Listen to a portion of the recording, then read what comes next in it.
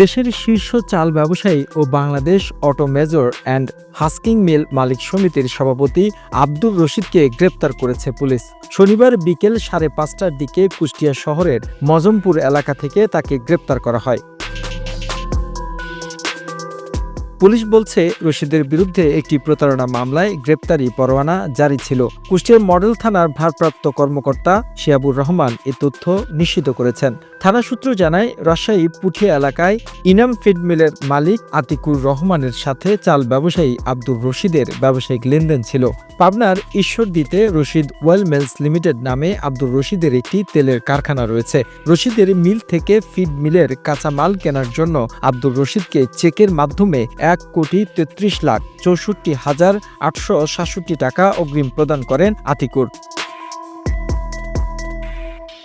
টাকা নেয়ার পর 1.5 বছর ধরে আটকিয়ে রেখে মালামাল ও টাকা কেনাকাটায় দিচ্ছিলেন না রশিদ। 2023 সালের 13ই August Rajshahi chief judicial magistrate আদালতে আব্দুর রশিদ ও তার প্রতিষ্ঠানের ব্যবস্থাপক মেহেদী হাসানকে আসামি করে মামলা দায়ের করেন। সেই মামলায় আদালত সমন জারির পর আব্দুর রশিদ হাজির না হওয়ায় তার বিরুদ্ধে পরোয়ানা জারি করেন আদালত।